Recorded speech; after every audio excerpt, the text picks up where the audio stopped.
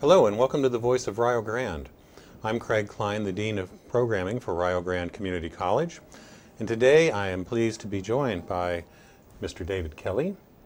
And may I call you Dave? Of course. Thank you. And Dave is the new president of the Rotary Club in Wellston, Ohio. So we're going to talk today about Rotary, its values and the kinds of things that it does, and also its commitment to education and in the broader community. So we have a good education connection, and of course, as you may know, Rotary clubs are found everywhere. Welcome. Thank you. Glad to be here. Appreciate it. So I think most people know Rotary by name, but probably don't know much about what its purpose is. And most people can name off any number of service clubs, Lions, Moose, Eagle, all of that, and or other things as well, Shriners, kind of thing. But what is it that sets Rotary apart? What makes it distinct or unique? Well, I can't claim to be an expert, but I've been in Rotary for about since 2014, and shortly after I got there, I was invited to be the president-elect and go through the ropes, and so here I am since July 1. And there are several key areas that would be considered important for Rotary International in particular. Promoting peace, fighting diseases, providing clean water, supporting education, as you had mentioned, saving mothers and children in the areas of education, immunizations, birth kits, and mobile health clinics, that sort of thing. And the other one would be growing local economies. Wow. That's the international piece, That's anyway. The international piece. And we have a Rotary symbol, don't we? We can show folks. Yes. There we go. So it obviously looks like a cog on a wheel that you would find in a machine somewhere. Any sense of why this design, or how far back it might go? Well, it goes back to its founder, Paul Harris, back in the early 1900s in Chicago, and number of businessmen, and I assume it has something to do with the machinery and business. And in Wellston, we give each Rotarian who joins our club a pin that fits into that little hole in the wheel. Okay. And that then becomes their contribution in order to engage that wheel to make it work. Okay. And obviously it said Rotary International. Yes. So this is an organization that one can find pretty much scattered across the planet? It is. 1.2 million people is my understanding, with 35,000 plus clubs. Wow. Barry Rassin is the international director, as this is able to show us, and this is a symbol to recognize the waters as well as the colors of the horizon, and anticipating the work around the world and across the seas, and of course with his Bahama connection, that's why he has, especially having the water, being surrounded by water. Okay, I like that very much.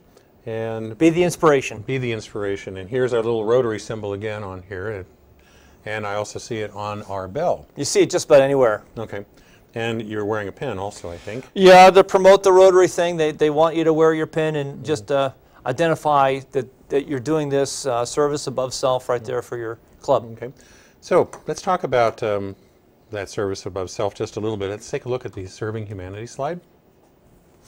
There we go. That pretty much captures it. Sure. So joint international ventures are welcome, expected, in progress, that sort of thing. So you can collaborate with clubs anywhere. You can. Yeah. For example, because of the international piece, my wife and I are taking a trip overseas to Brussels this summer, and so I sent an email to our assistant governor, Greg Irvin, said, hey, how can I make an international connection?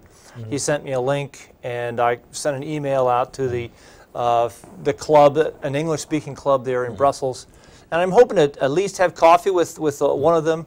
They meet on the first and third Tuesday, and of course we get there the second. But I'm still hoping that we can meet. Okay, I think that sounds great. And I should say, in the spirit of full disclosure, I too am a member of Rotary, and have been for probably more than 10 years. I want to tell you that international aspects, I've seen Rotary symbols in a lot of places, including foreign countries where I've traveled. In particular, I was traveling in central Honduras, pretty much evenly between the Pacific and the Atlantic coast. I was walking through a small town called Santa Rosa de Copan. And I looked out from the sidewalk where I was and looked into a public park. And there was the Rotary symbol, clearly visible in concrete. And it was roughly 12 to 14 feet, maybe even 15 feet in diameter, and about 3 feet high, cast in concrete, but it was in English. And it just underscored to me, no matter where you go or how far away you think you are from whatever it is that you know, Rotary is there. So it truly is an international club. When I first joined, I honestly didn't understand the international piece. So this has been a real eye-opener for me. Let's take a look at a slide of a person that one might find in Rotary, and Humanity in Motion. Obviously, this is for fighting hunger, and one of several things that you had on your list, as well as fighting diseases, clean water, that sort of thing. And this is clearly designed to appeal to people who would be interested in doing service work and becoming involved in something, part of a group that can accomplish things larger than themselves, typically. And Rotary takes all comers. Is that correct? Okay, so I don't At one point it was for men, and they've opened that up 30 years ago probably, and opened it up to women, which has greatly enriched our clubs. So one does not need to be wealthy to join? No. And one does not need to be a banker or an attorney necessarily? Right. Though it may help. Well, it helps the club to get through some sticky points, but to have some people in those kind of roles. But then, hey, we need someone to know how to cook and to serve, because we have meals every meeting. Someone caters for us. It's great. There's always food. There's always food. So Rotary is, of course, known for the many things that you mentioned when we first started. In particular, Rotary has one project that has accomplished amazing things in the time that the club has been together. So if it started in 1905, so we're 113 years in, I think at this point, in 2018. And that thing is in polio. So we actually have a slide for that. And there you are. There's the symbol again, in polio now. Tell us about that. That whole project started back, 1953 is when Jonas Salkin discovered that there was a vaccine that would work against polio. As a matter of fact, the epidemic of the year before, 1952, there were 58,000 cases in the U.S. alone, with 3,000 deaths. As a matter of fact, FDR, one of our presidents, was stricken with polio at 39 years of age, partially paralyzing him. They've been working on this. As a matter of fact, the Gates Foundation, currently since 2013, has been matching $2 for every $1 that Rotary sends toward eradicating polio. And polio affects primarily children under the age of 5. There is no known cure, but it is preventable with a vaccine. Only 3 countries currently remain endemic with polio. Only 3 in the entire world. Okay. Right. Okay. I'm looking at a website that has End Polio Now, and through looking at that, it was polioeradication.org. There were a number of dots that were on several other countries, but I'm not exactly sure how to interpret the data.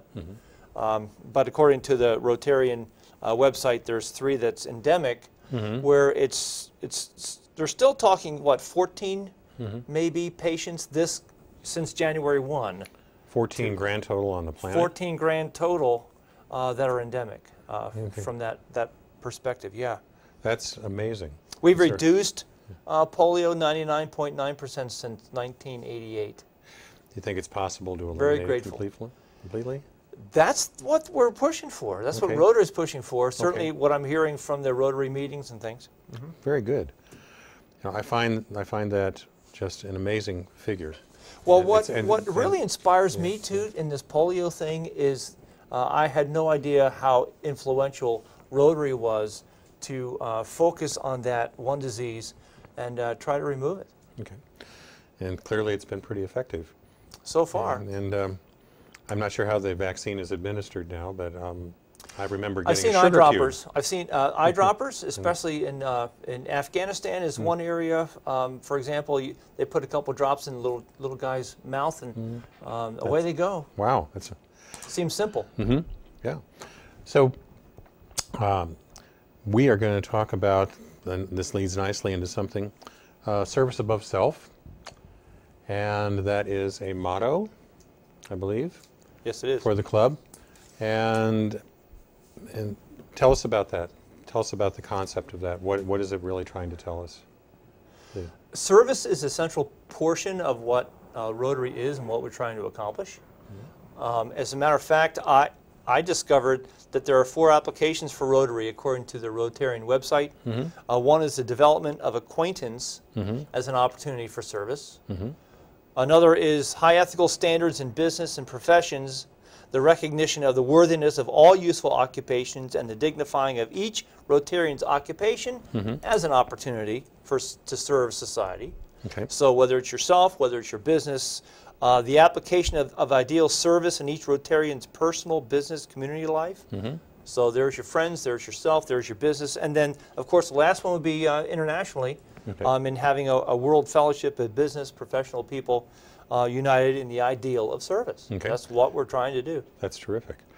I'd like to remind everyone that this is the Voice of Rio Grande. I'm Craig Klein, the Dean of Programming at Rio Grande Community College. My guest today is Mr. Dave Kelly, the newly installed president for the Wellston Rotary Club here in our area. As an organization, particularly at the local level for the clubs, are clubs free to decide what their service projects will be? Or is there sort of a, here's a list kind of thing, or both? The list is more of a guidance. Like I had mentioned earlier, the types of things that we're trying to accomplish. And yet I get a phone call from Dana Wiseman just the other day, hey, we have an opportunity for service. Someone had contacted her, could Rotary provide a luncheon for the high school band camp? So we're going to help serve a meal to the band camp, show up at the certain date, the certain place. We're going to make mac and cheese and sandwiches, and we'll take it over at, 12 o'clock or 11:30, that kind of thing. So it can happen just almost a pop-ups kind of way. Yeah, or it can our be something speakers, longer. Yeah, our speakers will come in and talk about what they do and how can we collaborate with them and invite other organizations within our community to join us in order to serve our community. Okay. And I understand the structure is we have local clubs and then we have larger areas that are composed of many local clubs. Yes. So, we have a district. Our district is 6690. Craig Maxey is the district governor. And he's a really great guy. He actually came to our installation for the last 3 years. Just very supportive.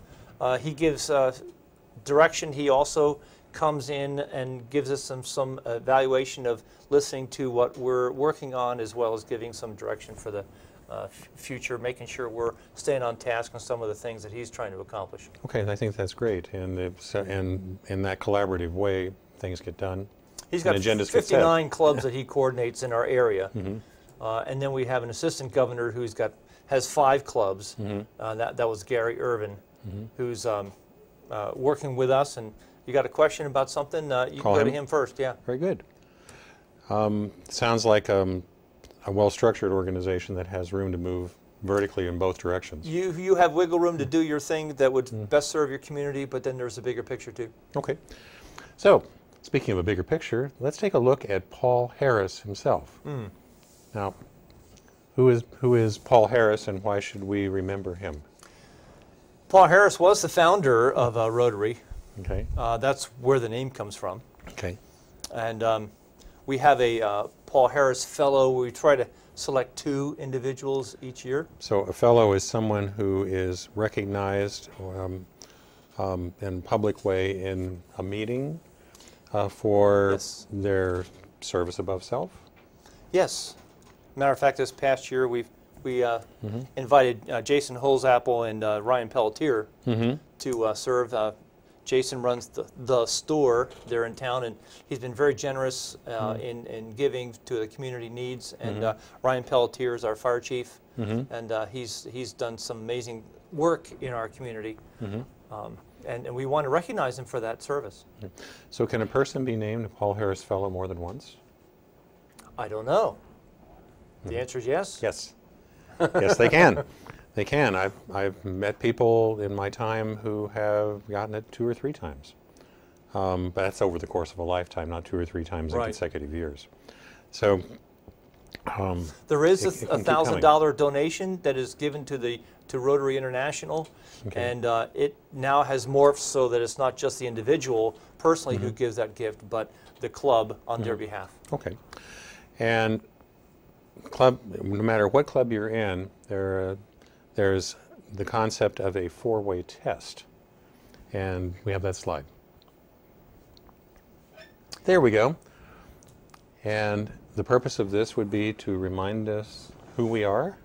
Keep us on track as far as expectations of a pretty high calling. Okay. Is it the truth? Is it fair to all concerned? Will it build goodwill and better relationships? Will it be beneficial to all? If you can say yes to all of that, you're probably pursuing something worthwhile. You would think so. Yes. That's right. Yeah, I like that. So it's a very focused set of dedicated principles of how one comes to be in the club and what the club stands for. Some clubs will say that each week when they meet, and other clubs will say that on certain occasions, just as a reminder of, okay, this is who we are. Let's stay on track. Okay. And part of who we are has to include education. And so we're producing a show in an educational institution. Sure. And one of us works in education. So,